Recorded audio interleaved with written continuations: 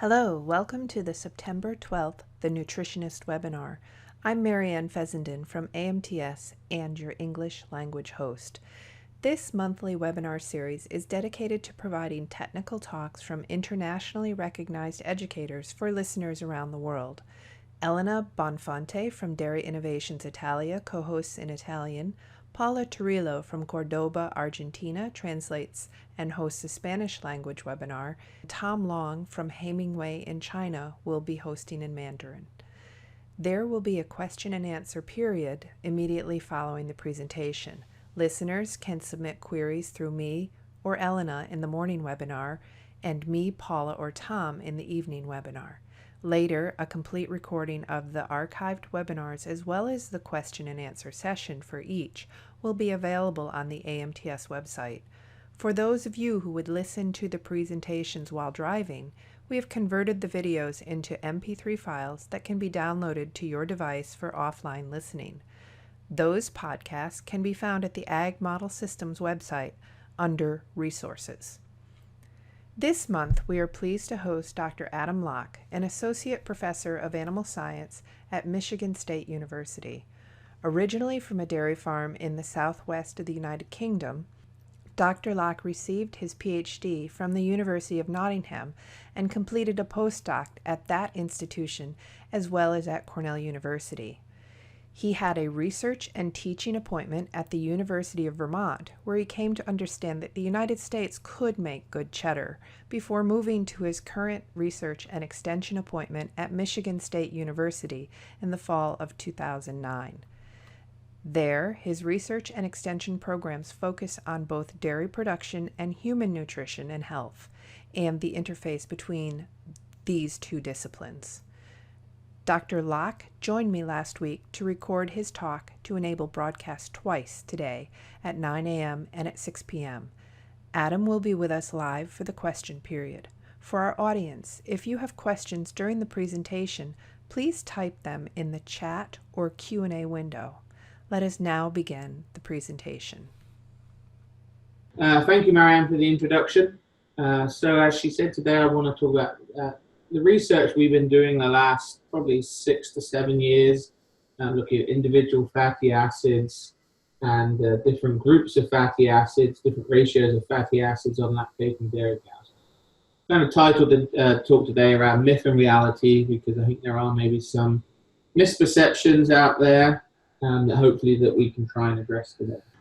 Okay, so when we think about the impact of different fatty acids, we're really talking predominantly about these 5 fatty acids you can see highlighted here: Palmitic, Stearic, Oleic, linoleic, and linolenic. These 5 fatty acids are going to make up the vast majority of fatty acids that you'll find in all of the diets wherever we feed lactating dairy cows.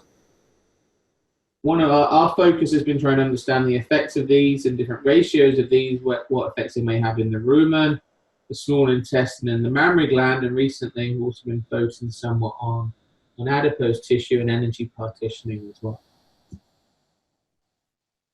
So we focused on palmitic, stearic, and oleic acids. So palmitic 16O, stearic 18O, 18O, oleic acid 18.1.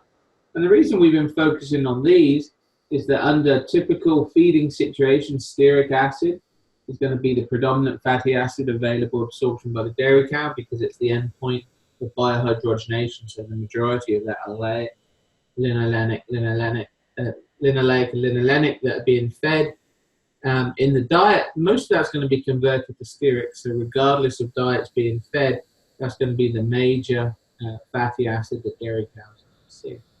Also, as you can see here, these 3 fatty acids represent the majority of fatty acids present in adipose tissue and in milk fat, so it warrants us focusing on these. And also, when we think about supplemental fat options, these fatty acids are the predominant fatty acids represented in the main categories of fat supplements.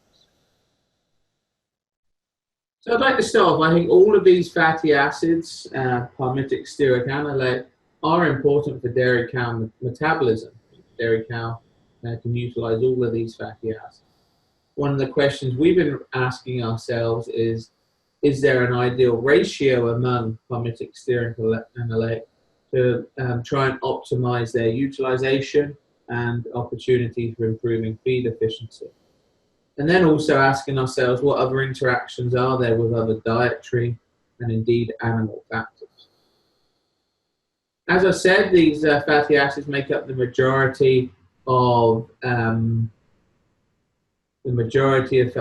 fatty acids you find in commercial fat supplements.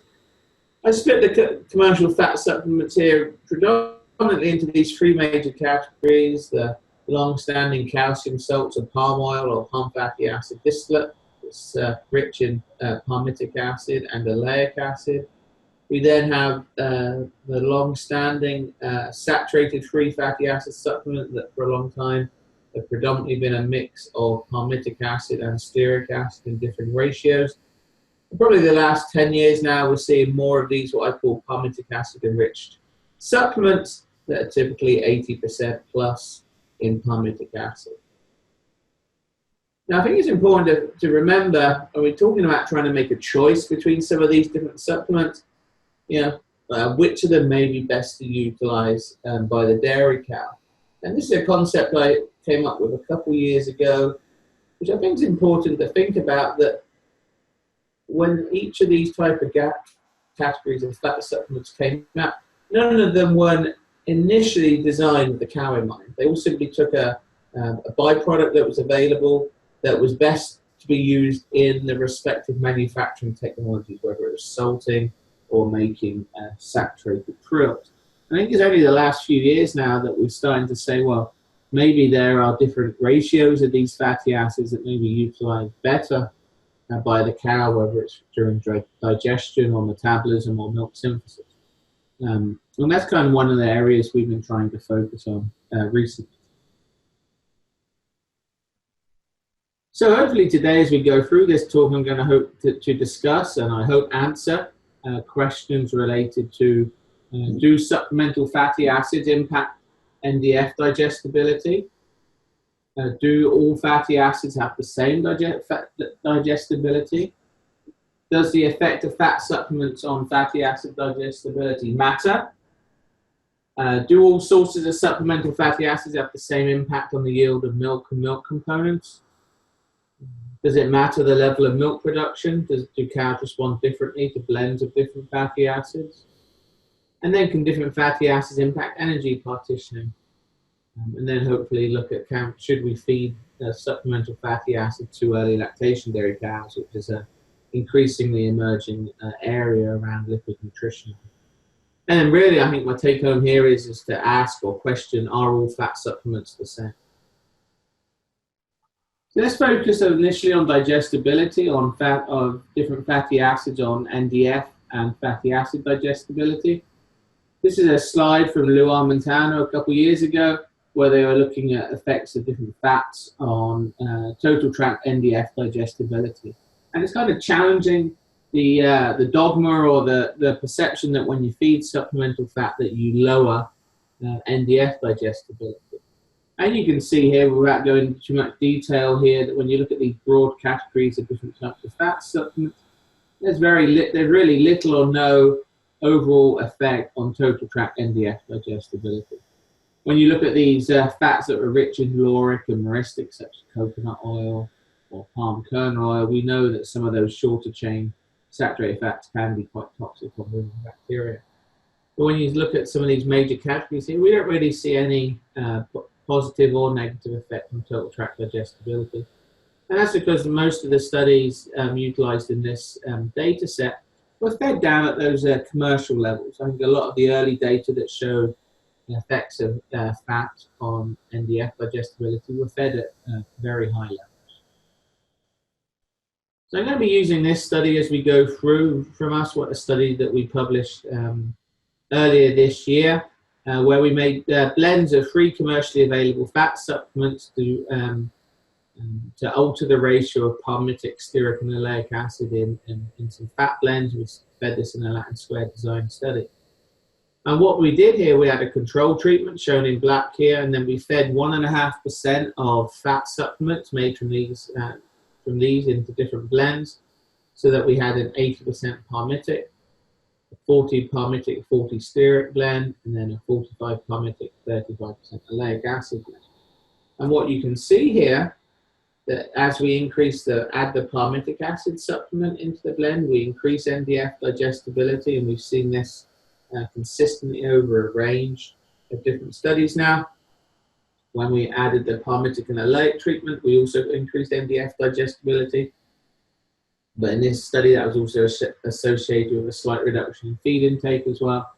But what's interesting, though, in this study is when we pulled out half of the palmitic and added in stearic acid here, we actually lowered NDF digestibility. And that's it's fairly consistent when we're feeding a stearic acid-enriched fat. In some of our studies now, we either see a neutral or a reduction in NDF digestibility. But what you can see that is consistent here is the effect of palmitic acid intake on NDF digestibility. Here's just a nice summary of some data we did a couple of years ago, that as you increased palmitic acid intake here on the x-axis, you see a nice linear increase in total tract NDF digestibility. And we also just recently saw that in a fresh cow study as well, and we'll be talking more about that later, where we see some nice consistent increases in NDF digestibility when we add in a palmitic acid-enriched fat supplement in both the fresh cow and in a high group during weeks 3 and 10 of lactation as well. And we're going to talk more about that study later on. So let's talk about fatty acid digestibility now, and I think it's important for me to sort of revisit where my own opinions have changed on this over the last few years. There's a rather fresh-faced picture of me when I first moved to Cornell to work with Dr. Bauman. But I think it was important to show that back then, back in 2005, we published this review of the literature where really we concluded, looking at the data in dairy cows, that there was no reason to believe that fatty acids from different fat supplements would have different digestibilities. And you can see how we summarize the data here now. But the last few years, based on re-evaluation of the existing data and a lot of our own data in the last few years, my own thinking and opinions have changed on this and hopefully moved as the science has moved forward as well. One of the first areas we worked on here was with Jackie Borman, who's now at Purdue University, where we were looking at the available data with duodenal flows of fatty acids. And as you can see here, that as you increase the duodenal flow of total fatty acids, as you may somewhat expect, you see a reduction in total fatty acid digestibility. This is all data from that Lactation dairy. With this duodenal data set, this allowed us to look at individual fatty acids as well. And the most striking example here was with duodenal flow of stearic acid. You see here on the x-axis, and the dramatic drop-off in total tract digestibility of stearic acid as you increase flow here. You can see the line, the slope here, dramatically going down. So this is some of the first evidence we have, well, maybe we do need to look more at these different fatty acids, and also in particular the flow of these different fatty acids going through the small intestine. So here's a summary of that initial slide I just showed from Jackie Borman here, now looking at total fatty acid intake here now, and fatty acid digestibility. You can see this slight reduction. We've done 2 dose-response studies the last few years, one with a stearic acid-enriched fat supplement that was just over 90% stearic, and then a palmitic acid dose-response, again about 90% palmitic acid supplement. And these 2 figures are shown here. In the middle here, we have the dose response to stearic acid supplementation. So as you increase fatty acid intake here on the x-axis, you're really driving more stearic acid flow out of the rumen. And here on the right here, it's the same study design, similar intakes, but now the intake is palmitic acid. And again, you see some dramatic differences here. This lines up with what I just showed previously here in the middle, that as you drive more stearic acid coming out the rumen, we're reducing total fatty acid digestibility. We see a slight reduction in total fatty acid digestibility with our palmitic acid supplement, but certainly nowhere near the reduction here is what we see here for stearic acid. And this is shown nicely in our blend study that I introduced earlier on. If you remember, we have the control, the palmitic enriched supplement, the palmitic stearic blend, and then the palmitic acid and oleic acid blend here in red. And as you can see here, if we look at total tract fatty acid digestibility, no effect of the palmitic supplement when we add it in at 1.5% dry matter. Interestingly, when we added in the palmitic and oleic, even though we're adding 1.5% more fatty acids here, we increase fatty acid digestibility. So maybe some evidence that oleic acid can help improve digestibility here.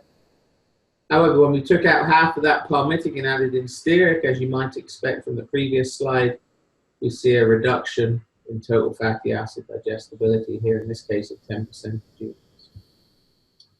And then with looking at total tract digestibilities, we can only look at then total 16 carbon here in the middle and total 18 carbon digestibilities, because we don't have duodenal flows, so we can't look at individual fatty acids.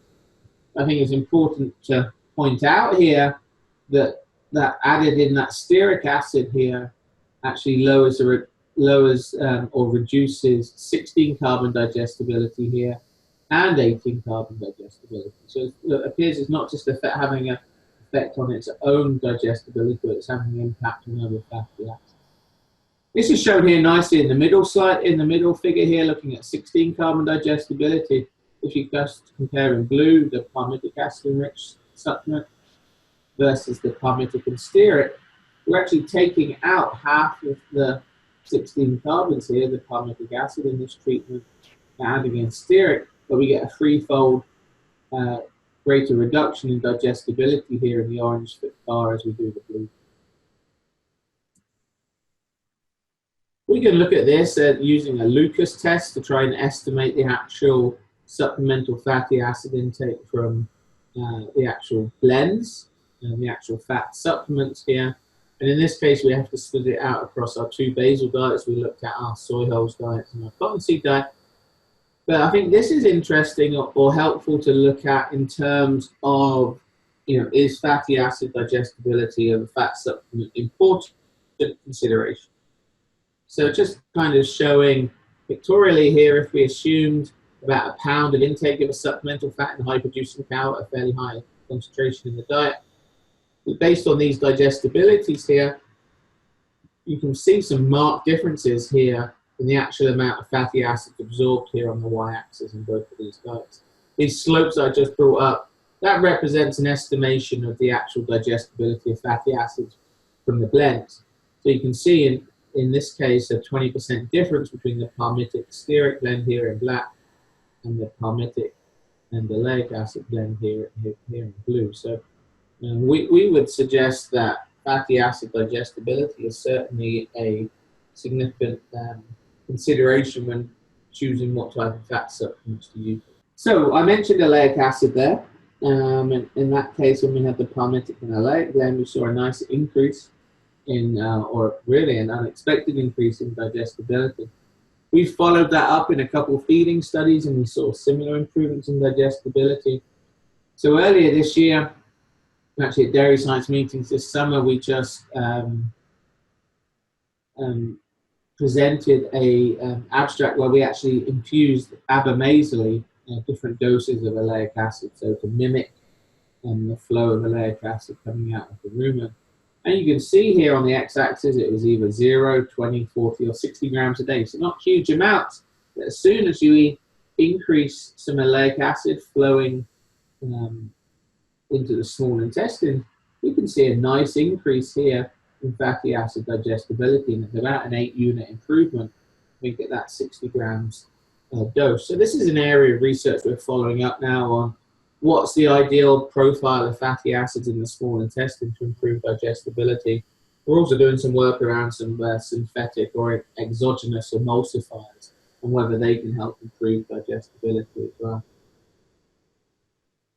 But certainly it would appear from our research that it's the total flow of fatty acid coming out of the rumen is important, but maybe even more so, it's the profile or the pattern of those fatty acids that are leaving the rumen that are very important.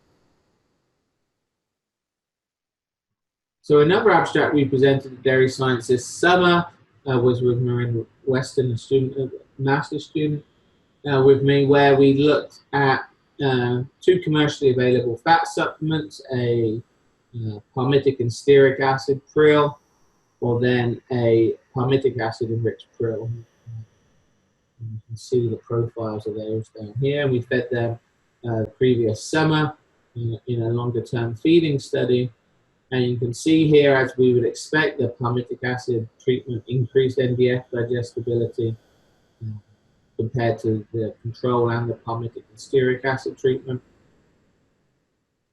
We saw the expected decrease in fatty acid digestibility with the palmitic and stearic blend here based on what we would expect from our previous research. And then when we look at digestibility here, we see about a 10 or 11 unit improvement in estimated digestibility of the fatty acids from the palmitic treatment as opposed to our palmitic and stearic treatment. We recently did some bomb calorimetry on that data, which I think is very interesting. And if we look at gross energy digestibility, it's significantly higher for the palmitic supplemented cows compared to the palmitic and stearic supplemented cows. And in this study, when we look at actual digestible energy intake, again, we see it's higher for the palmitic treatment versus the palmitic and stearic. And if you look at the palmitic stearic area, with that lower digestibility we got there, even though we fed a more energy dense diet with that 1.5% palmitic stearic prill in the diet, because of that lower digestibility, they did not consume any more digestible energy intake than the control cows. That's an important thing to consider when you're making choices of different fat supplements. Okay, so let's move on now and look at the effect of dietary fatty acids on milk production and energy partitioning. And don't worry, we're not going to go through all of this data, but just simply to point out that our initial studies that we started doing back in 2010, 2011, we started looking at, we had individual or very pure sources of palmitic and stearic acid. We did a series of studies with those. Important to point out, these were about 98–99% pure supplements. They're not commercially available supplements, but this is what got us sort of working down this area of looking at palmitic, stearic, and oleic acid. Just to summarize those initial studies, this is work I did in conjunction with Mike Allen here at MSU, and we used his model looking at the relationship between preliminary milk yield and treatment responses, because one of the first questions we wanted to know was, well, if you feed either of these fatty acids, do we see a response? Importantly, does that response, is that similar across different levels of milk production? So our first study was a control treatment compared to our pure source of palmitic acid. And just simply, you can see here that as you as you added palmitic acid into the diet, we saw an increase in milk fat yield. And I'm sure many of you have tried that type of treatment and seen those responses. Importantly, those responses were independent of level of milk production. So it didn't matter what level of milk production, we saw a nice bump up in milk. Our second study, we did a control versus stearic acid, so no added fat versus stearic acid. And in this study, it's an interesting study. In one of the periods, we saw a nice production response. We didn't see it in the second period, which is interesting. But overall, we saw a response as you increased preliminary milk yield. Those higher yielding cows responded more positively to the stearic acid. We'll come back to that later on some of our work with the oleic acid as well. So both of these studies, there's no added fat versus either palmitic or stearic. The last study then was a direct comparison between palmitic acid and stearic acid. So even though we saw this increase in milk yield here with the no added fat, it's important to point out here when we did the direct comparison between palmitic and stearic, we also saw the improvement in milk fat yield with palmitic acid over stearic acid this time. and results are independent of level of milk production. So we've done a series of studies now, many studies, looking at palmitic acid using predominantly now commercially available palmitic, so anywhere from about 80 to 90% palmitic acid. So similar as I showed with NDF digestibility earlier, there's a very nice response. As you drive more palmitic acid intake into the dairy cow, we see a nice increase in total milk fat. So the more palmitic you can get into the cow, the more milk fat yield you're getting. It's around 20–25% response. So it's not certainly not an all or nothing situation that I've heard proposed sometimes. There's still other palmitic acid that's being absorbed that's available to be utilized for other purposes. Then earlier this year, we published a long-term feeding study where we fed a couple summers ago a palmitic acid enriched supplement, about 85% palmitic, over a 10-week period during the summer. And you can see by after the first week here, we're looking at energy corrected milk. We consistently saw about a 4.5 kilo improvement, so what's that? 10 or 11 pound improvement in energy corrected milk throughout that 10-week of feeding. The reason we did a 10-week study here is that some had proposed that after 3 or 4 weeks you'd lose the effect of palmitic acid enrichment in the diet on milk fat and energy corrected milk. But clearly, as you can see here, these responses are consistent across a longer time frame as well. What was interesting in this 10-week feeding study here is that we had half the cows, about half the cows were primiparous, so first lactation heifers, or we have multiparous cows as well. And you can see here when we look at energy corrected milk, we got an increase in energy corrected milk in both the heifers and in the multiparous cows, but the increase was greater for the multiparous cows than it was the heifers. And I think one of the reasons for that is when we look at body weight change here, or body weight gain. Palmitic acid did not increase body weight gain in the multiparous cow.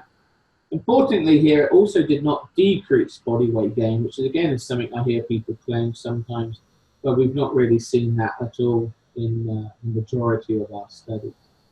But in this case, in the heifers, palmitic acid increased body weight gain to a greater extent than the control cows as well. So some nice responses there, and some of this energy partitioning certainly makes a lot of sense. So if I show you that the study that I showed earlier on that we did this previous summer and just presented back in June, where we had the control treatment, we had a commercial palmitic stearic fat, or we had a commercial high palmitic acid treatment. If you look at energy corrected milk, quite a big increase in energy corrected milk, went right from the palmitic versus the palmitic stearic. Fat yield higher as well. Interestingly, fat yield was not higher in this treatment compared to the control. So then if we look at body weight change, there's actually no significant differences here. Certainly, again, no evidence that that palmitic acid enriched treatment is lowering body weight change or body weight gain or losing body weight gain compared to these other treatments. Now, if we go back to that blend study that I introduced earlier on, where we had our palmitic acid enriched, our palmitic stearic, and our palmitic and oleic blends, and we look at energy corrected milk, I think it's important, first of all, to point out here that all 3 treatments increase energy corrected milk, but the energy corrected milk gain was greatest for that high palmitic treatment, and that was predominantly because of increased milk fat yield here compared to the other 2 treatments. Again, the palmitic acid treatment's not altering body weight change compared to the control or the palmitic stearic. But again, what was interesting, when I talked about this study earlier on, the oleic acid in here clearly looked like it was helping improve fatty acid digestibility, but also in this study we saw that it also increased body weight gain in these pretty high producing dairy cows.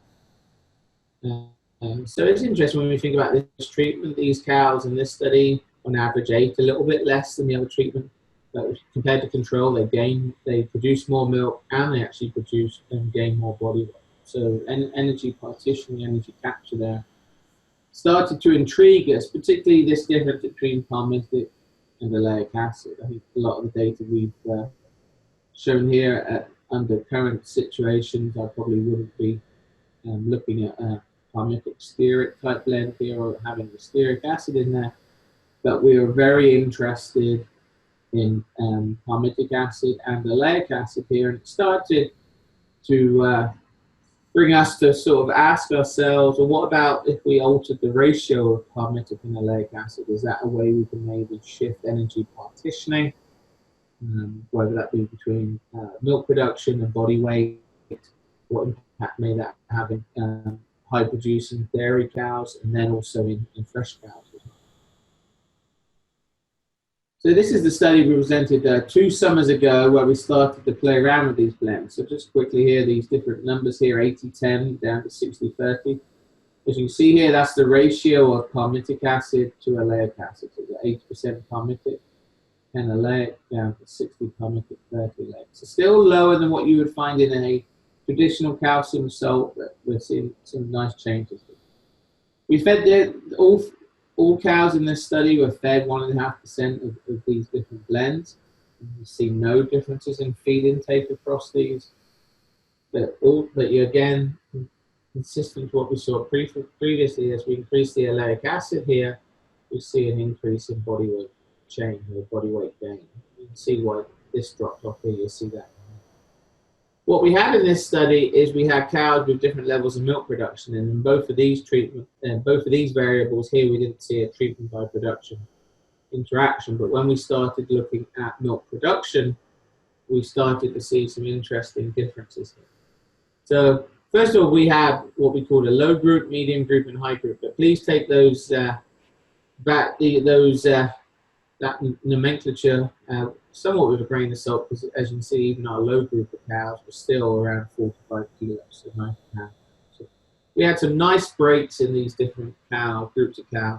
Very similar days in milk, but just cows with different levels of milk production. And what you will see here is that lower group of cows responded better to the high palmitic, got more energy corrected milk with the high palmitic compared to the higher oleic. However, in that very high group of cows that started up around over 50 kilos in milk, look at that big increase we see in energy corrected milk as we move to the higher oleic blends, that 60-30. So a very nice increase there in milk production. Now, of course, these are the type of studies where you want to do follow-up studies and to make sure that these things hold true. And we just presented an abstract this summer where we looked at just that 80-10 blend and the 60-30 blend. You can see overall energy corrected milk was a little bit higher for the 80-10 than it was the 60-30. But importantly, this study was designed to test specifically that effect of preliminary milk yield. So we went from about 30 kilo cows up to just under 70 kilo cows. And we saw a similar pattern to in that last study, where those higher producing cows were producing more milk on the palmitic, the higher oleic blend, so the 60-30 blend, whereas those lower producing cows did better on the higher palmitic blend, 80-10. Not as great a difference as we saw in the previous study, but certainly evidence that this holds true. And in post-peak cows here, maybe we should be looking at feeding different types of blends to different cows based on level of milk production. So finally, I want to move into some of our work we've done in early lactation cows now. I think this is a good way of introducing this. If you look back at some of the older literature and how people looked at some of the older literature, there was always a question about when should fat feeding or supplemental fat feeding begin. And the conclusion back in the early 90s was that probably fat should probably be left out of the diet immediately postpartum, because a number of trials had shown and there is little benefit from feeding fat during the first 2 to 3 months of lactation. And a lot of the responses were probably at that time due to compressions in feed intake. And therefore any advantages that were gained by increasing energy density were lost because of the lower feed intake. However, I think it's important to think about a lot of that early data was typically done with tallow or some other sort of vegetable-based fats that were fairly unsaturated in nature, but importantly fed at pretty high levels. And I think that fatty acid profile and the doses that were being fed is key there. But that really led to that initial dogma that don't feed supplemental fat to these early lactation cows that are in negative energy balance. They already are mobilizing body fat, so there's already a lot of fatty acids in its system. And that led to a kind of a fear, I think, of feeding supplement fat in these fresh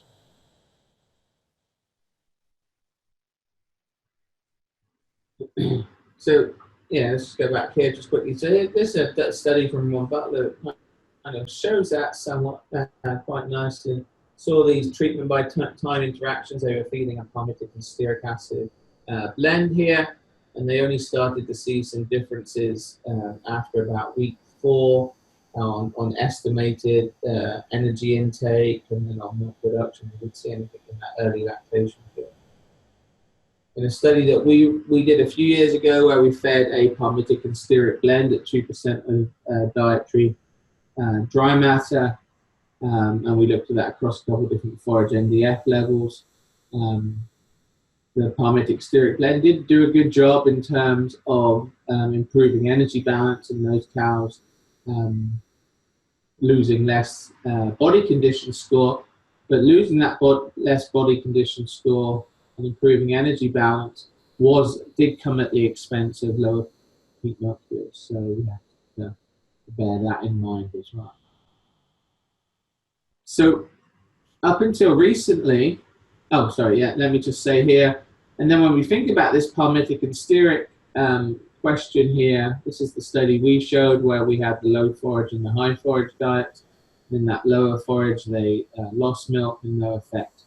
In the higher forage diet, this is from calving, the first month of lactation, whereas Bill Weiss, around the same time, a few years earlier, published a study where they fed the same supplement, palmitic stearic supplement, from about 3 weeks of lactation onwards to over 100 days in milk. It actually showed that on the low forage, they increased milk production with the palmitic stearic blend, and on the high forage, they had no effect. So this made us interested in also in the effective timing of when you feed fat supplementation in that early lactation period.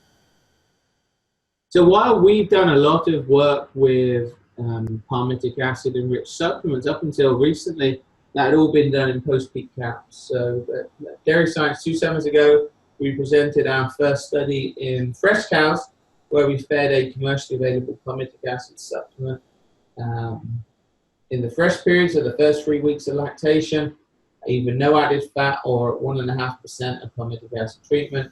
And then we moved those cows onto a high diet in a peak period, and then split those cows again so we could look at the overall effect of palmitic acid and the effect of when should we maybe start feeding palmitic acid. I'm going to run through some of this. Importantly here, so in that fresh period, you're only going to see 2 treatments here, either control or palmitic. When you go into the high period, that's going to split to 4 because we split these out. Importantly, no effective feed intake of palmitic acid on feed intake. Certainly doesn't look like we're lowering feed intake. Again, you see that last week of that fresh period intake increase slows down. Maybe we should have moved these cows after 2 weeks of lactation in hindsight. No differences in milk yield either in that fresh period. Again, no differences in feed intake here. Really, the key thing to remember here is the black lines out here for cows fed palmitic acid during this period. The red lines is cows fed the control diet.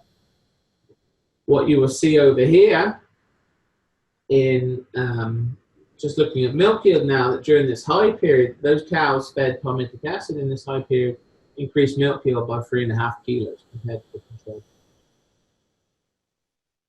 When we look at milk fat yield and energy corrected milk, we see some nice increases in milk fat yield and in energy corrected milk, 4.7 kilos in that fresh period. This milk fat yield response is quite higher than what we would see in a post-peak cow. You'll see some of the reasons for that, I think, in the next few slides. Those increases continue in that high period. So again, we see over a 0.2 kilo improvement in fat yield and a similar 4.8 kilo improvement in energy corrected milk in that high period.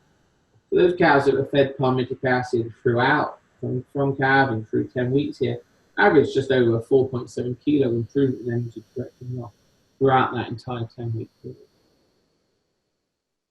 Now, cows fed palmitic acid in that fresh period, again with that increased energy-corrected milk and milk fat yield, they did lose a bit more body weight, about 26 kilos more body weight than the cows fed the control diet, and that related itself to a slightly higher increase in NEFA. But again, none of these NEFAs are really what I would call areas of concern from a clinical or health issue area.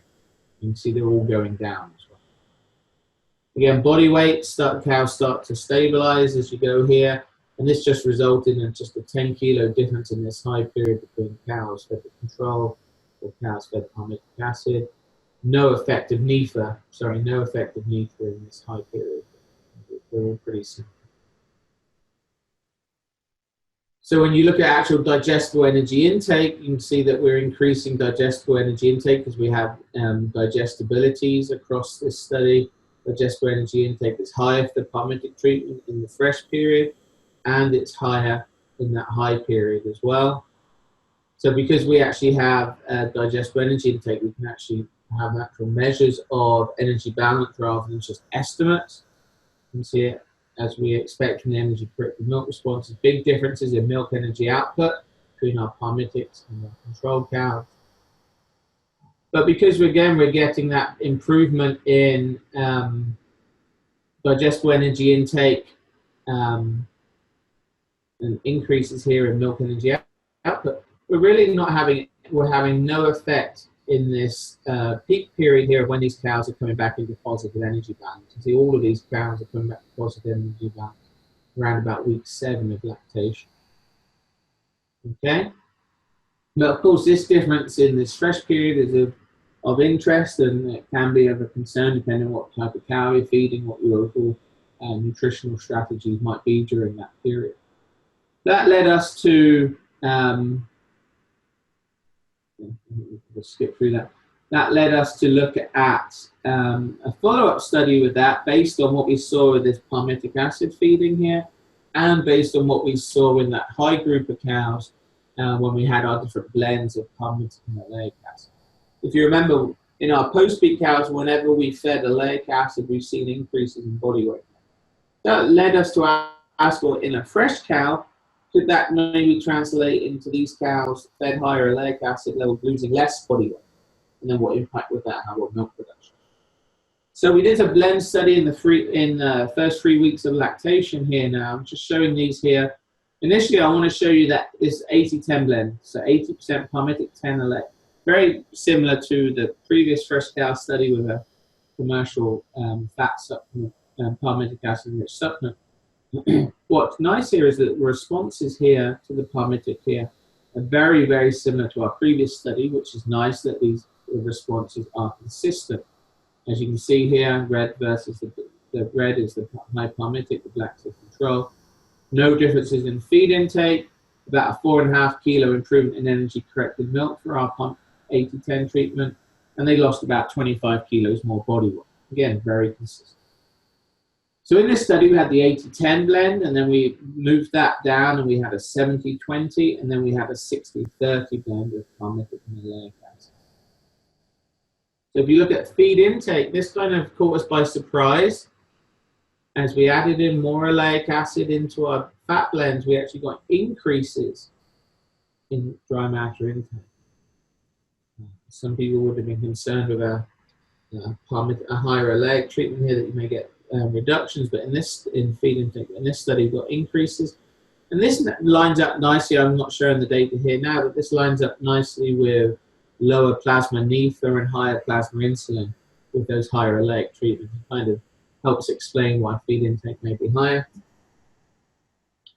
By week 2 here, energy-corrected milk for those higher oleic treatments was as good as it was on the higher palmitic treatment, as you can see out here. So all 3 of those treatments improved energy-corrected milk compared to control. Interestingly, those higher oleic blends, the cows didn't lose anywhere near the body weight as what those high palmitics did. In fact, the 60-30 here and the 70-20 very similar body weight losses to those control cows. So it's looking that as we increase the oleic acid in a palmitic and oleic blend, we can get more feed intake, we can get as good a milk production response as that high palmitic, but with those cows losing less body weight, which may well be a very nice proposition when we're looking at dietary strategies for a fresh cow. What was interesting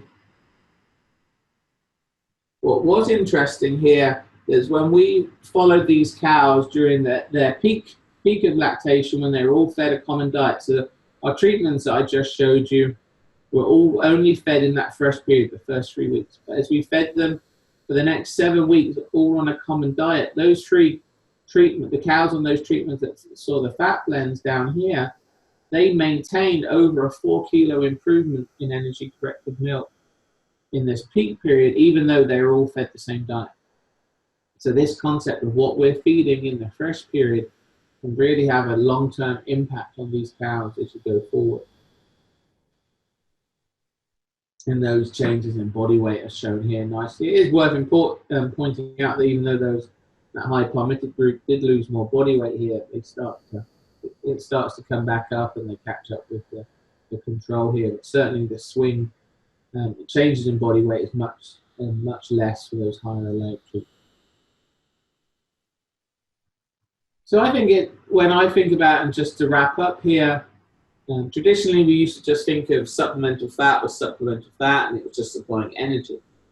Certainly fatty acids are a good source of energy, but there's also a lot of non-caloric effects now that we need to consider on a whole host of different digestive and metabolic processes. So what I would say, if anyone's looking at considering different fat supplements in the future, number one thing to consider is the fatty acid profile of that supplement. I think that's going to be the first factor in determining the response to it. So if you're looking to make some decision on whether to feed fat supplements and which ones to feed to cows, first of all, I'd say, well, identify what you're trying to achieve, then design your nutritional program, including fatty acid supplementation, around those objectives. You need to evaluate the effects then on production performance. Which cows are you feeding? What type of diet are these being fed on? It's not just on the production performance. There's a lot of these what I call tangible factors that you can't necessarily measure in the tank, whether that's energy balance, body weight, body condition, reproduction, etc. Slightly out of order here, but these are just my summary or take-home points here. Sorry about that. So our understanding, I think, hopefully I've shown our understanding of fatty acid digestion metabolism has advanced significantly in the last few decades, and I think we're hopefully going to continue to make those advancements, make those strides. I think where we are with fatty acids now is kind of where we were going for crude protein for amino acids a few years ago. So I think we need to go away from just talking about fat and now talking about different fatty acids. Hopefully I've shown you some work today showing how different fatty acids and different combinations of fatty acids, how cows respond differently to these. I think we need to consider the effects that fatty acids will have in the rumen, in the small intestine and in the mammary gland, and the energy partitioning in between tissues. I'd say digestibility is a good indicator of inclusion or not of a supplement. Assuming you don't markedly affect feed intake. I think we now do need to consider the use of supplemental fatty acids in that fresh period of an early lactation dairy cow. I think some new research now does suggest that fatty acid supplementation increases performance there. And I think our opportunity and challenge going forward is going to be how can we apply this knowledge in the feeding and management of today's cows. My current recommendations, based on this summary here, is I'd be looking at using a blend of palmitic and oleic acid, depending on what type of cow I'm having, what type of level of milk production, is early lactation. But I'd be looking at some blends of palmitic and oleic acid.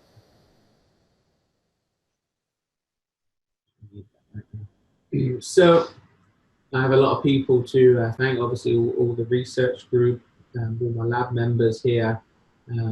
This Michigan Alliance for Animal Agriculture has been a huge help in supporting a lot of the research we've done there.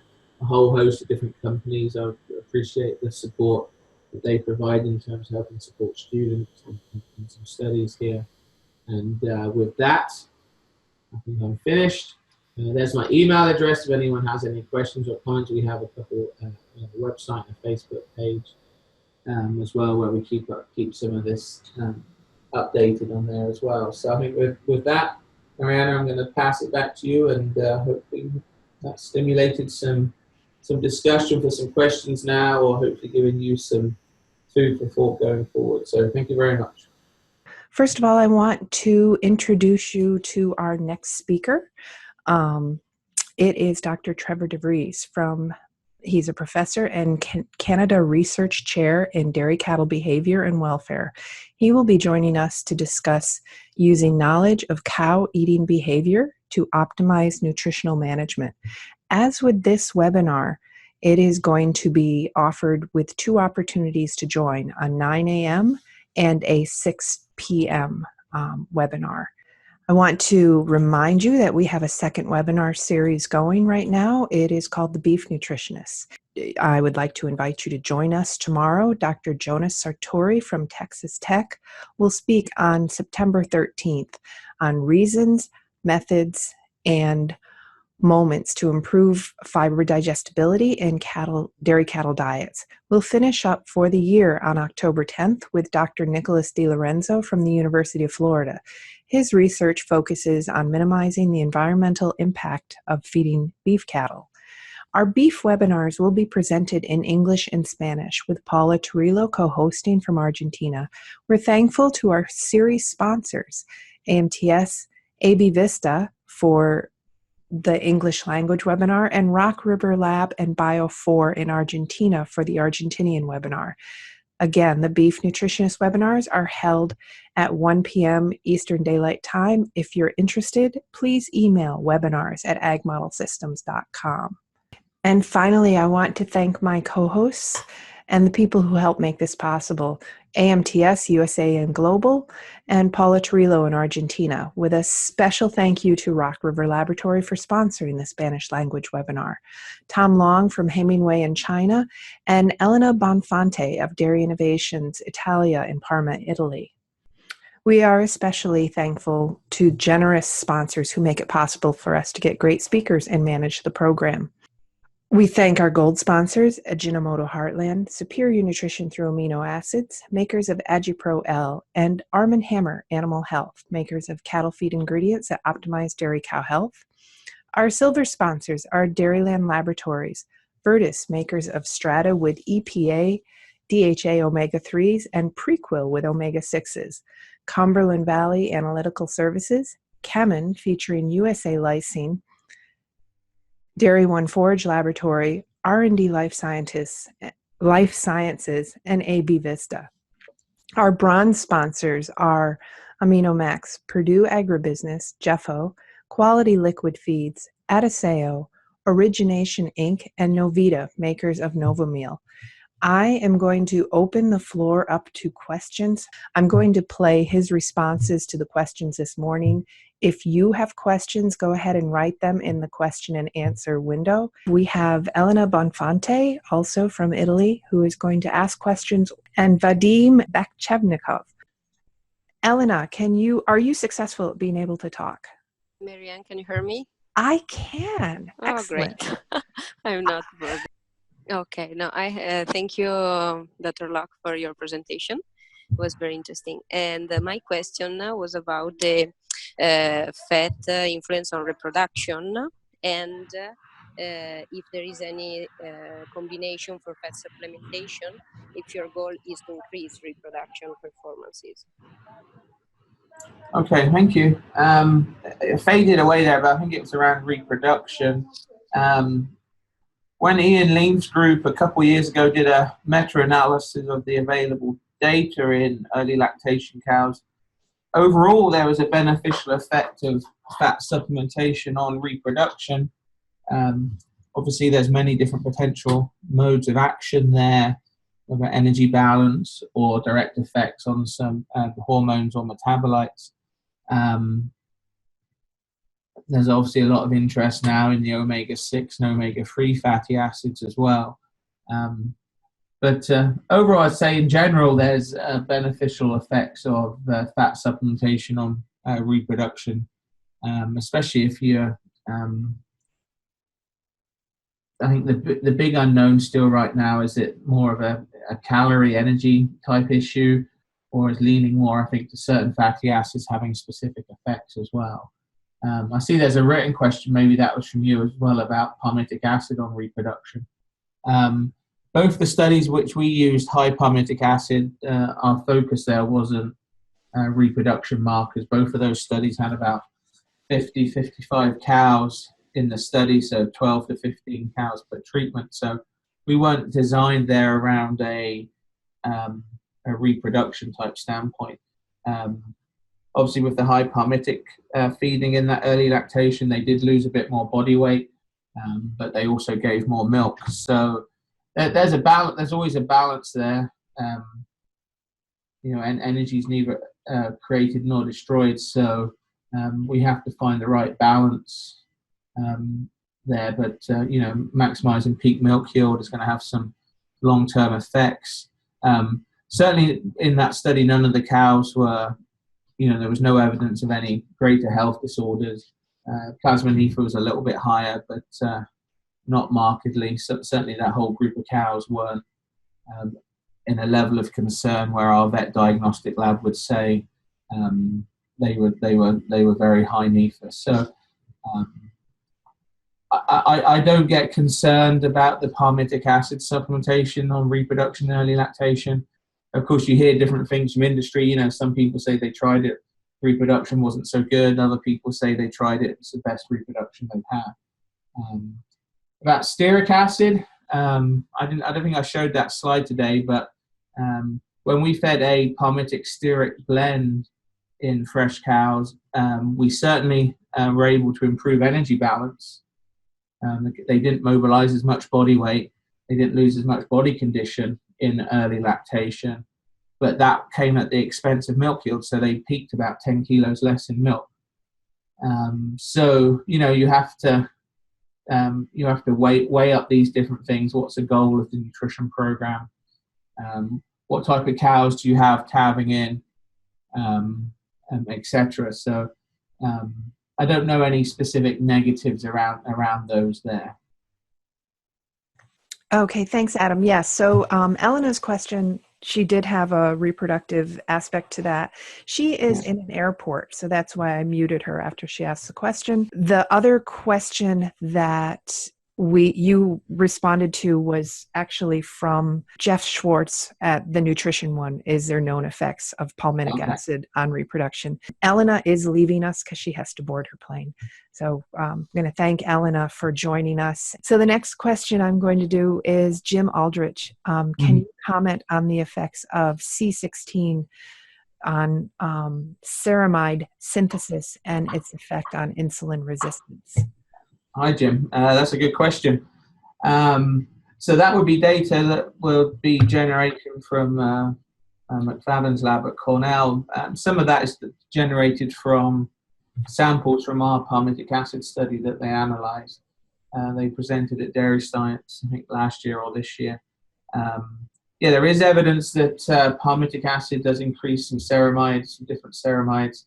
It's not something I'm particularly very knowledgeable on. Obviously, there's a relationship between ceramide synthesis and insulin resistance. And certainly in the fresh cow, one of the concerns is if you may be making that cow more insulin resistant, is that one of the reasons why she's mobilizing more body weight? So that story, those things fit together quite nicely in that fresh cow. Certainly in that post-peak cow, if you can help prioritize or partition more energy or more nutrients to the mammary gland, I think that's probably a good thing, helping to avoid excessive weight gain. Certainly when we feed palmitic acid in a mid and late lactation cow, we still see weight gain, and typically we don't see any less weight gain than in the in our negative controls. In that fresh cow, that's an interesting piece. Of course, ceramides is only one piece of a big puzzle around that metabolism of the fresh cow. We've been looking with Andreas Contreras in our vet school here more around some of the oxylipids and other inflammatory markers around adipose tissue metabolism. So I think the ceramide story is an interesting one there. It doesn't, right now, I don't think it concerns me.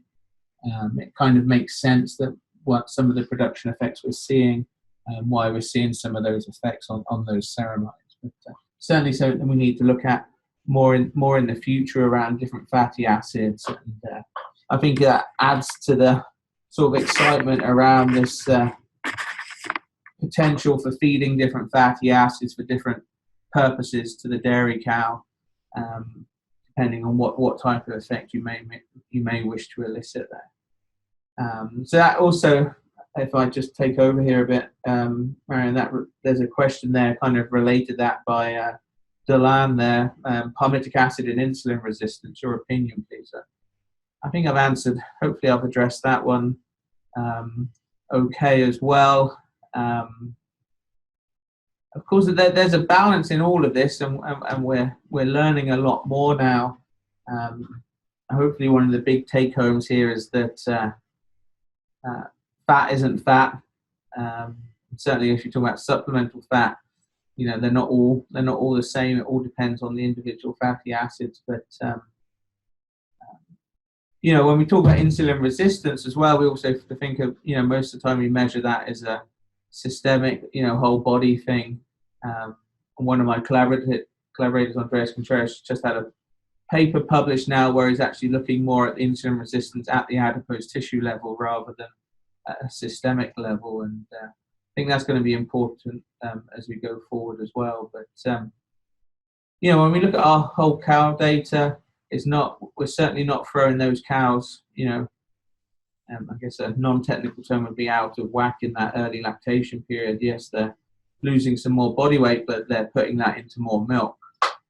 So if you can manage that, and maybe there are some different options like I showed with some of our Palmitic and Oleic blends in that early lactation. If we can manage that, then it still, I think, can potentially be a very positive for the entire lactation. Okay, thank you. Yes, so that was a question from Anik Delaquis. And I love this new platform because I can dismiss questions as we tackle them, and it keeps my my board a little less cluttered. From Mohammed, he says, "Thank you for your nice webinar.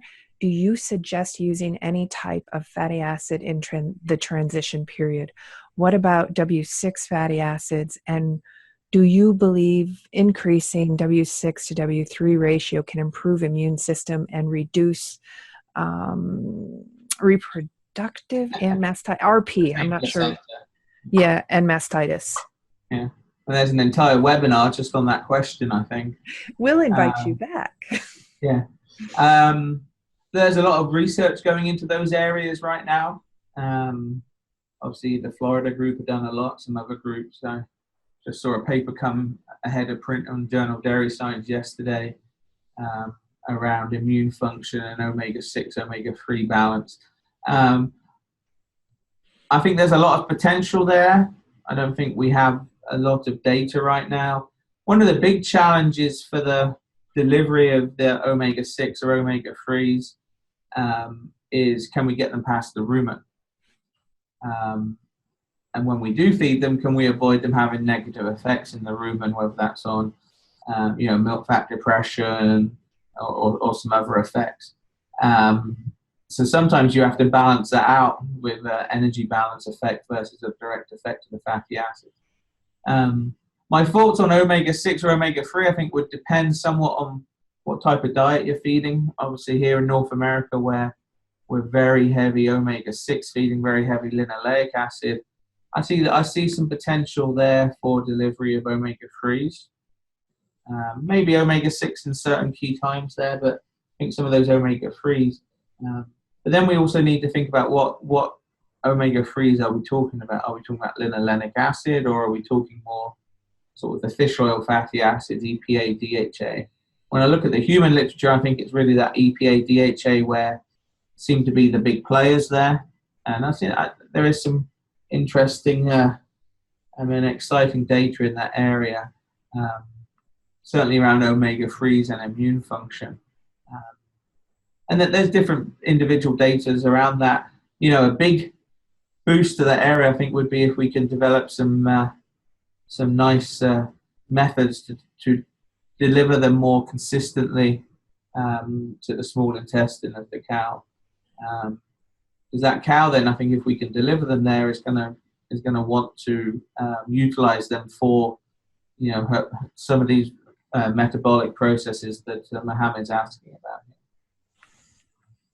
So there's an anonymous attendee there says, are there known effects of 18.2, 18.3 on repro? What about EPA and DHA? Do these fats affect milk and fat yield? So I think I've addressed that mostly. You know, again, overall beneficial effects on repro typically with feeding fats, and I think that's if you've been feeding beans or different dry supplemental fats. Obviously, the more polyunsaturates you feed in the diet of the cow, you're going to have to be careful about milk fat yield, maybe drops in dry matter intake. You know, obviously, one of the things you don't want to do in early lactation is feed a more energy-dense diet, and then the cow eats less of that diet. That can often be a negative. I think the longer chain you go in those polyunsaturates, the more potential they have for affecting rumen biohydrogenation that may lead to milk fat depression. So, you know, one of the challenges then is if you do drop milk fat in that early lactation period, going up into peak, and you see a reproduction benefit, is that down to the specific fatty acids that were being fed, or is that an energy sparing effect from dropping milk fat? So there's a balance there as well. So I'm excited, personally, I'm very excited about the omega-3 thing there, and I think there's a lot of research we need to do there to understand the effects it may have on immune function, reproduction. But we also need to do a better job at developing, I think, some delivery mechanisms. Certainly the calcium salts can deliver some of those fatty acids past the rumen, but you know, I think there's always room for improvement in anything we do. Okay, thanks. Let's see. I have a question in the chat from Veridiana Daly, and she said, did you observe some negative effects of dietary C16-1 on milk fat yield or percentage? Do I see negative effects? No. I mean, we've ran 13 or 14 studies feeding high palmitics now across fresh, peak, and mid and late lactation cows, and we always see an increase in milk fat content, milk fat yield. It's on average is about a 20% transfer across. You know, but that still leaves the remainder of the palmitic available for other purposes in the cow. In that fresh and peak period is actually where we've seen the greatest increases in milk fat yield. But of course, as we were discussing earlier, in that fresh cow, that also came at some expense of some extra fat body mobilization as well. But we've never seen a negative effect. Related to that, I see another question there that says, does high palmitic acid cause late lactation cows to gain weight, or does it primarily drive energy-corrected milk? So that's a good question. Those mid and late lactation cows are still gaining weight. They're not gaining any more body weight than non-supplemented cows, but the majority of that extra nutrients being provided is going to go to increasing energy-corrected milk. So one myth that's out there is that feeding palmitic acid in mid and late lactation cows, the cows lose body weight. That doesn't stack up across our literature, especially the last 5 or 6 years, I think, where we do a much better job at doing body weight measurements on cows through multiple measurements every week. And I think I showed it in the slide there where we had the multiparas and the premiparas cows along in that 10-week supplementation study. You still see they're gaining weight in those multiparas cows, but they're not gaining any additional body weight. But overall, the amount of dietary energy going into the mammary gland is always going to be greater because of that energy-corrected milk response. Yes, hi. Okay, I have many questions here. Uh-oh. Some of them are from William. Question number 1. Is it true that oleic acid is more related to body reserves in dairy cows? So yeah, we've done a series of studies there now. We've always seen increases in weight gain when we fed oleic acid in post-peak cows. As I showed earlier, in very high producing cows, they did gain some more body weight, but they also increased milk yield more. And then in the fresh cow, we have that very interesting, I think very exciting results where the more oleic in the fresh cow, they ate more, gave more milk, and lost less body weight than the control, and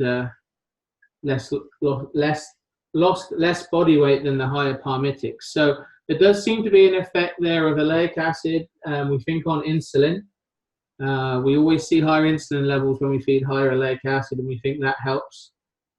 That would be part of the story around why we see greater body weight gain or less body weight loss. So there's certainly a consistent pattern there with the higher oleic acid blends that we've utilized in our research. But again, important to remember in those very high producing cows, when we had those 120, 130 pound plus cows, they also had a significant increase in milk production, and we have that across 2 different studies now compared to a higher Palmitic study, higher Palmitic treatment, sorry. Great. May I go on, Marianne? So, okay, please stop me whenever you want. Okay, go. Okay, another question from Leonardo.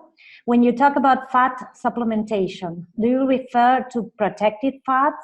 Is the effect of fats in the diet ingredients like cottonseed the same? It's a good question. I think I heard most of it. Well, cottonseed is primarily linoleic acid, so it's not oleic acid. So there's a big difference there. We have a couple studies where we fed higher cottonseed in the diet and higher dietary fatty acids, and we see some good responses to that. But what we're trying to determine right now is, when in our oleic acid feeding studies, is that a specific effect of oleic acid, or is it an effect of 18 carbons fatty acids in general? So could it be stearic acid? Could it be linoleic acid? At the moment, I'm thinking it's more of a direct effect of oleic acid. And we're going to carry out some research to look at that. But yeah, I don't think you can say, like the oleic acid type treatments that we've used, I wouldn't say that is the same as cottonseed because it's unsaturated fat. They're different fatty acids. And as we learn more and more here, there's certainly big differences between individual fatty acids. So I think it's an oleic acid effect per se. But notwithstanding, though, I still think there's a good role for ingredients such as cottonseed in the diet to maybe help drive increased dietary preformed fatty acid intake, which can maybe help with milk production and milk fat yield. Great. And the next question from Ariel. When you used the 70 to 30 palmitic to oleic acid ratio, which kind of product did you use? So, well, in all those blends, when we had it was a 70-20 and a 60-30, they were a blend of a palmitic acid enriched krill alongside a calcium salt of palm oil or palm fatty acid distillate. And we use some different products in each of those, but you know, I would look for a good quality palmitic acid enriched krill, and then a good quality calcium salt, and then based on the fatty acid profile of them, it's quite easy to match those blends that we utilize. The question was related. He wanted to know if you used calcium salts. Okay. Yes. Yeah. So to get the increased oleic acid in those blends, yes, it was a calcium salt of palm oil or a calcium salt of PFAD. Yes. And then that was blended with a palmitic acid enriched krill to get the final blend with the fatty acid profile we wanted. But yes, we used a calcium salt product. Perfect. Or products. Yeah. Okay. Hi, Tom. Are you able to use your mic? Yes. Can you hear me? Yes, go ahead. Hey, Dr. Locke, thank you for the presentation. I probably have a couple questions. The first one is for high forage and low forage cows, so would the consideration be different? You know, do we have to test the fatty acid in the forage? I think there's a couple different questions there. I mean, I think it's always good to know if you're talking about testing the fatty acid content of your feeds, I think it's always good to know what the fatty acid content of the forages is, especially if you're in a pasture situation where it can be quite variable. But if you're talking about feeding high forage versus lower forage diets, if it's in the fresh cow there, you know, I think you have to balance that up with getting good room and fill in those fresh cows, but making sure you get enough nutrients, enough energy to them. We did one study, Mike Allen and I, where we fed a palmitic and stearic acid prill in high and low forage diets, and actually the fat in that case had some better effects in the higher forage diet, but with that higher stearic product,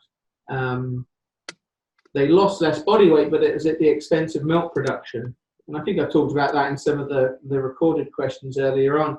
At some point here, it's a balance. You know, energy is neither created nor destroyed. So a lot of this depends on what's the nutritional goals on that farm or of that group of cows and how those cows are calving in. So, you know, some body weight loss is probably inevitable, but it's all about balance. You don't want too much, but I don't think you want to negate all body weight loss if then it comes at the expense of peak milk yield that then has a longer term effect. Certainly in mid and late lactation cows, we and others have research showing that, you know, we certainly don't need to feed the, you know, higher starch diets in those cows when they don't need all those glucose precursors, and you can feed a much higher forage fiber or byproduct fiber diet along with, say, a palmitic acid enriched fat, and actually get more energy corrected milk in many cases, because and minimize body weight gain, which can be very good in that mid and late lactation cow. Thank you very much. Can I ask another question? Yes, Tom, why don't you ask another question, and then I have a question that I'll ask. Go ahead. Okay. So my other question is, you showed the difference between lower production, medium production, and high production cows in the response to different profiles of FA. The question comes when between winter and the summer, when in the summertime you have heat stress, so that a medium or high production cow may become a low production cow in the summertime when it's really hot weather. Does that,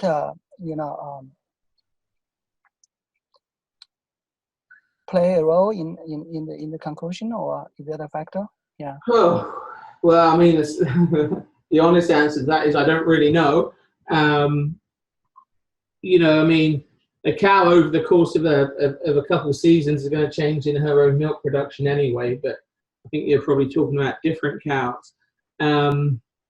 You know, I think any of those fat blends in general in summer are going to be beneficial, especially if those cows are dropping some intake in those hotter periods. We had that one study where I showed a 10-week feeding study where we fed a high palmitic acid prill, and we got very good responses to that. That was run for 10 weeks during a Michigan summer, 2 summers ago now, and that was very hot. And, you know, we actually probably got better responses to that high palmitic prill then than what we may have done in the cooler months. Whether that's different with the different blends, I'm not sure. I think they would all be beneficial there, but, you know, I think I would be sticking with what's the average production in that group of cows that I'm feeding, and then that would probably dictate what type of blend I would be utilizing. But I think they would all be beneficial to a large part in a hotter period of the year. Thank you. So certainly is a question to find out. No worries. Thank you, Tom. Let's see, I have a question in my window. This is from Salah Moxley. In a long-term supplementation, 2 years or more, what effect do you think it's going to have on the nutrient partitioning of the cow? Well, you know, we haven't done a 2-year feeding study. Palmitic acid, excuse me. Yeah, palmitic acid. Okay. So I think I know where some people have claimed that cows fed palmitic acid lose body weight across a lactation. We don't see that in any of our research. I mean, I did show you some research where feeding a high palmitic acid prill in a fresh cow, they lost a bit more body weight than control. But over a 10-week period, they also gave 4.5 kilos more energy-corrected milk. After that fresh period, when they moved on to the high diet, they started gaining body weight, and they were pretty much back up to similar body weights to the control cows in that study. In that study, those papers will be published soon. We actually have energy balance measurements, which not many people do. Most people just do predictions, but we have actually have energy balance measurements there. And those cows fed the palmitic in the fresh period, they return to positive energy balance about the same time as the control cow. Once those cows go into positive energy balance, we have a large number of studies that show that feeding palmitic acid, we consistently increase energy-corrected milk yield, mostly through milk fat. Sometimes you get a protein yield response. Those cows are gaining body weight. Typically, they don't gain any less than the control cows. They don't typically gain more body weight. So I think over a 2-year period, you know, if you're managing those cows well, you shouldn't see any negative effects on nutrient partitioning. In fact, I think you'd see some beneficial effects in terms of milk production, and then you know, managing the body condition of those cows. But I think you'd see those consistent benefits. Like I said, with that 10-week study, after 1 week, they were up about 4.5 kilos, and they maintained that energy-corrected milk difference for that entire 10 weeks of that period. And I think I showed you today that the multiparous cows on that study, they were milking nearly 7 kilos more. They were gaining exactly the same amount of body weight in terms of kilograms per day as the control cow. And actually, the heifers, the premium parous cows, they were milking about 2.5 kilos more and actually gaining more body weight than the control cow. So if anyone talks about long-term palmitic acid feeding cows losing body weight, I'd ask to see the data, because I'm not aware of that data. Okay. I'm going to do one more question, and then we'll go back to Paula. She has quite a stockpile. This is from Harry Bristol. Do you see a cut point in amount of supplemental fat? It doesn't make much difference if it's high palmitic or stearic. For example, 1.5% of 50 pounds dry matter intake is 0.75 pounds fat. If that were only 1% of 50 pounds DMI, that's 0.5 pounds for fresher cows especially. And you can see his numbers more readily in the question window. Oh, okay. Yeah. Okay. I always think about this as a percent of diet dry matter. That's how I've always looked at this and how we've done this, because you know every single cow is going to have a different intake, and that intake is going to differ every single day for that cow. So I'm typically telling people at the moment I would aim between 1.5% dry matter. I don't think a percentage of dry matter of the supplement or the supplement blends. I probably wouldn't go higher. And I think that's where we've seen beneficial effects, whether it's in a fresh cow feeding study or in a post-peak cow, in a high-producing cow post-peak. And then, you know, because then it's about delivering those nutrients in balance.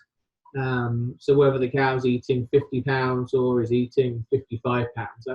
I tend to think of it on that percent dry matter. Of course, that's an interesting research question, you know, that maybe should be looked at in the future is, you know, if the cows are eating a third less dry matter in a fresh period, can we give them feed a higher fat diet? And I don't have the answer to that right now. But at the moment, I would be thinking about, you know, 1.5 1.5% dry matter across different types of diets. Okay, thank you. Paula, do you want to go ahead and ask a bunch of your questions? Unless I see more questions, you're the show now. Okay, perfect. A question from Ariel. Why did you talk about unsaturated fatty acids like oleic acid, and you didn't work with linoleic acid? Why didn't I? Well, there's a number of different reasons. First of all, there aren't really many available fat supplements available that are linoleic acid rich. The majority of commercially available fat supplements are either a palmitic oleic salt, a palmitic stearic krill, or a high palmitic krill. So, and they were the ones we focused on. And as I talked about earlier, also stearic's the major fatty acid coming out the rumen, and then palmitic and oleic are predominant fatty acids in adipose tissue. Certainly here in North America, I'm kind of the opinion right now that there's plenty of linoleic acid in the cow's diet. A lot of it's biohydrogenated, but when you look at plasma lipid stores, there's a lot of linoleic acid in there. So I'm yet to see some research there about supplying more linoleic acid. Certainly, I would like to look at the omega-3 fatty acids going forward, particularly EPA and DHA, from the possible effects they may have on production, health, reproduction, but it's hard to do all of these different things at the same time. And I think that's somewhere I personally would like to go in the future, but there's a lot of things as well we're trying to work out still with some of this palmitic, stearic, and oleic acid story. But right now, I'm not sure I see the linoleic acid thing going forward more, but maybe more the omega-3 fatty acid. Okay. And another question from Dagoberto. Do you have any data about studies considering fatty acid supplementation in grazing cows, specifically comparing different types of pastures, high and lowland pastures? I've not done any myself, but my former PhD student, Jonas D'Souza, who did his undergrad and master's in Brazil, has just published a couple very good papers with Santos there in São Paulo, looking at different fat supplements in pasture situations, and it was with a couple different types of calcium salt papers. So I would look at those. I think that they would give some good information for those more sort of tropical climates and with some of those pasture situations. And if I recall, they saw some good effects in that early lactation cow, and then they saw some long-term effects with them as well. In terms of highland and lowland pastures, I think a lot of it would come down to the quality of the pastures. Whenever you're feeding any fat, particularly unsaturated fat, you need to make sure you've got plenty of physical effective fiber in there. Some of these pastures, if they're very lush, very fresh pastures, they can be very high fat. You have to be careful of the high passage rate, high fat. And then the opposite, of course, if they're very mature pastures, that they're probably not going to have a great feed value, but they may have some good rumen buffering. But if someone wanted to drop me an email, I could certainly, Paolo, I could certainly send those papers there. I think they were just published in Journal of Dairy Science last year. Perfect. That would be great. Next question is from Adrian. Which was the level of fatty acid of the control diets in the experiments you showed us? Well, it would vary a little bit, but on average, I'd say we were probably around between 2 and 3% dietary fatty acids in our controls. And then we would be going up to maybe 3.5 to 4.5. The study I would have showed where we had the high and low cottonseed, we would have got up closer to 6% in some of those studies. But most of our diets here in the Midwest would typically be running around 2.5, maybe up to 3% dietary fatty acids if you've not got any high fat sources in the diet. Perfect. Next question from Dagoberto. Considering that in the studies, the diets have been concentrated in palmitic and oleic acid, do those studies focus more in palm or soy oil?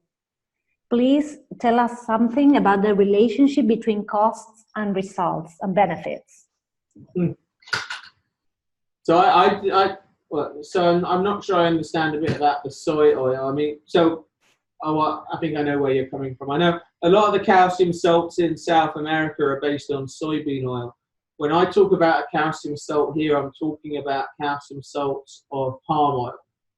So they are about, let's say about 45–50% palmitic acid, typically close to 40% oleic acid. I'm not talking about calcium salts of soybean oil.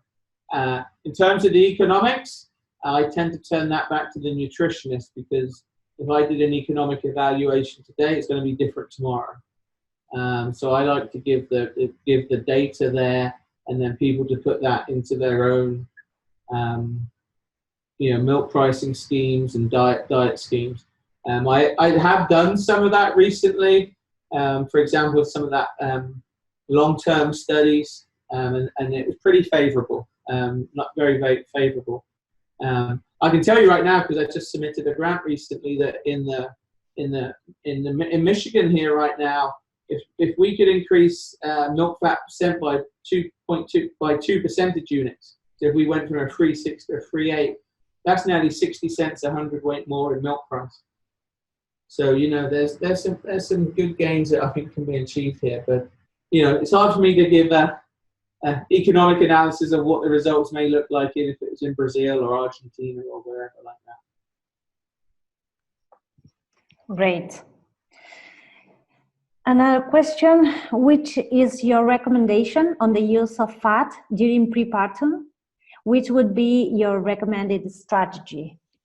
I'm not sure I have a recommendation prepartum. There's been some research that looked at that. I mean, in general, there's, it's not a huge amount of research looking too much at fats in the close-up period. At the moment, I'm not sure whether I would suggest or see the need for feeding one of these supplements before calving. Certainly from calving, I think our data is really changing people's opinions of fat supplementation in that fresh cow. It's been people have often been scared away from feeding fat supplements in the fresh cow. But at the moment, I personally don't have any data to support why I would go in with some of these blends before calving. And overall, I think there isn't that much data that would support feeding these different types of fats in the pre-fresh before calving group.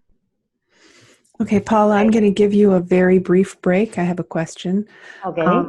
What do you think about the future of palmitic acid supplementation, considering consumers and environmental issues? That's a good question. I could say that about pretty much anything we probably feed the dairy cow.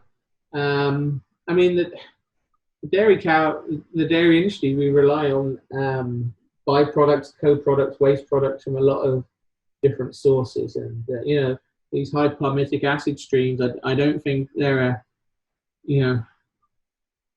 if there was a, let me catch my thought there. These high palmitic streams are coming into our industry because they're not going into some of the others. When I think about some of the sustainability of this, I mean, that's a big open-ended question, what we mean about sustainability there. I mean, I've only been to Malaysia once, but I realize that the deforestation can be an issue. It's certainly an issue, but once you have palm plants planted and they're yielding crops a few times a year and then are yielding for 30 years, I struggle to see how that's less sustainable than growing soybeans or something like that. you know, I'm aware there's lots of, you know, international standards now for palm oil production and some of those different things. So I'm not sure I see that, you know, I don't see us losing that source anymore, you know, in the foreseeable future. I think the first reason we'd probably lose it for is if it started going into a, you know, into a stream that would take it before the dairy industry would have it available to us. So you know, there's a lot of concerns across sustainability within the dairy industry and within all of these others, and you know, we have to weigh it all up as a balance, and it's hard sometimes to get straight answers on some of these things. Okay, Tom, go ahead with your question. Yes, so I have another question. So my question is, are there anyone actually doing modeling of the absorption process for the fatty acids in the nutrient model? Yes, that some of the feed models or nutrition models have some degree of a lipid submodel out there. I'm not a modeler per se myself. With some of this, I think it's hard to model it when we're only just starting to get a good handle on the biology of it. I think the models out there right now can do a good job helping you understand what's your fatty acid intake, whether that's total or individual fatty acids. But I think anything past the intake side, I think there'd be a lot of best guesses in some of those models right now. So I would still propose using the fatty acid intake as a key there. Okay. You know, if you're thinking about trying to predict what's happening in the rumen, you need to understand rumen pH, passage rate, you know, starch fermentability, a lot of these things to try and understand some of those others. And I think, as I showed earlier on, we're even understanding now that simply applying a single digestibility coefficient for, say, stearic acid probably isn't correct anymore, because it's going to depend on how much of that stearic acid is flowing out the rumen. I see. So that it's a challenge. I think the intake side, you can get some good measure, you can get some good help at looking at where stuff's coming in from the diet and different things. But I wouldn't personally. I'm not sure I'd look at some of those models past the diet side.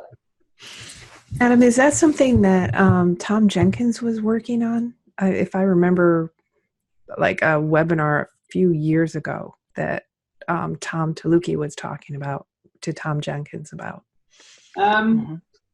Yeah, I mean, he's tried to do some stuff with release of fatty acids, I think, in vitro. Kevin Ha, the team, had an abstract this summer where he was doing a pulse dose into the rumen and then using a odd chain as a marker. And then Mike Allen did some sort of modeling of this, but it's just so hard at the moment, I think, because, you know, we have some in vitro data showing that linoleic acid gets converted into different biohydrogenating mediates if you run a culture at a 5.8 pH as opposed to a 6.2. So how do we start to try and model some of that? Can be very challenging. But I think some of these models can be really helpful on that intake side. And, you know, where are my fatty acids coming from? Which sources of feed are supplying these different fatty acids? That can be a very good part of that. Thank you. All right, thank you. Paula, go back at it. Okay, I'm here. This question is from Leo. When you feed Ddgs and provoke a milk fat depression, not easily reverted when taking out or reducing this ingredient, what is the cause of this residual effect? Well, the old answer, the easy answer is it depends. You know, if you're trying to correct a milk fat depression situation, sometimes you may have to change more than just the last ingredient you put in the diet. You know, so with distillers grains, for example, they can supply very variable amounts of lipid.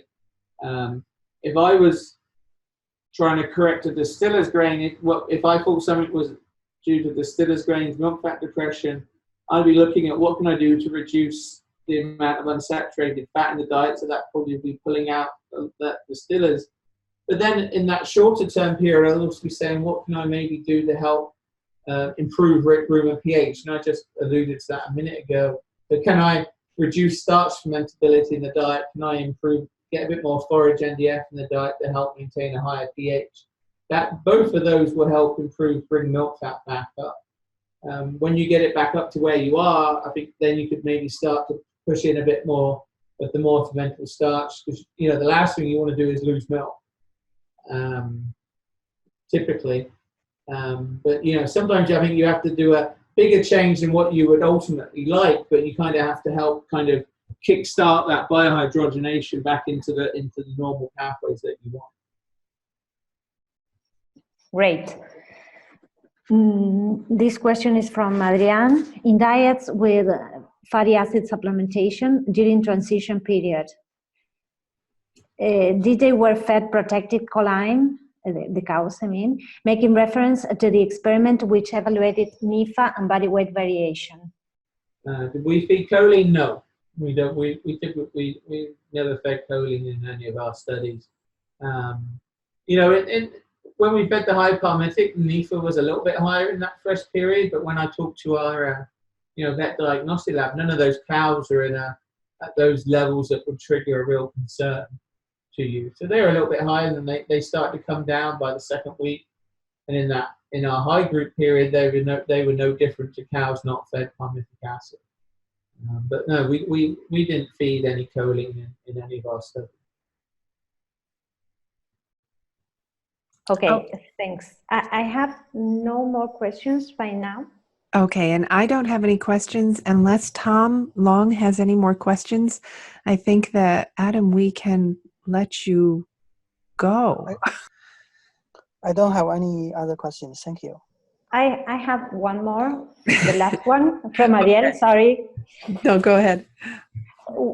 Why do you think that in the fresh cows, the fat supplementation does not lower the intake? That is contradicting the theory, the hot theory from Allen? No. Our data with the higher oleic blends, that would actually support the hot theory. As you can imagine, we've talked about that a few times here. Because plasma NIFA was lower, plasma insulin was higher, so we had with lower NIFA going into the liver, I don't think we were triggering hepatic oxidation as much because there's less NIFA there. And that's probably one of the reasons which allowed those cows to eat more. But of course, the dogma out there is that when you feed fat, or particularly when you feed calcium salts, that you lower feed intake. We've only seen that in a couple studies where we fed a straight calcium salt in mid and late lactation, in mid lactation cows, and they dropped about half a kilo in both those studies, but they still gave more milk, gained more body weight, which doesn't bother me. Well, I think what may be key in our studies is we're not going to that higher oleic acid, but we're only going up to a maximum of 30% oleic acid. So I'm of the belief that, one of the things with a calcium salt, for example, if you lower intake, is because you're probably getting some signaling from some of the unsaturated fats in the small intestine. But we just come back on that a little bit, and in none of our studies when we fed up to 30% oleic, we've never seen a drop in intake. Now, that increase in intake we saw in that fresh cow study, we're doing a follow-up study now to see that, because that's quite a, I think game change may be too big of a word, but that could be a big thing. If you can stimulate more intake by reducing NIFA, if you can stimulate more intake, get more milk, and lose less body weight, that's a pretty nice situation to potentially be in. Okay? Yes. Yes. Okay. Thank you very much, everybody. Paula, are you all set? Yes, I'm done. Thank you very much, Dr. Locke. It was a pleasure. Thank you very much too, from Tom. Yes. Yeah, and thank you all, everybody, for joining us. Thank you, Paula. Thank you, Tom. And thank you especially, Dr. Locke. And we'll get all this recorded. Dr. Locke, if you will send links to those papers, and when I send out the email that tells people the recording's available, I will include those in that. Okay, for the pasture tropical one. Okay, yeah. Yes, very good. Thank you, everybody. All right.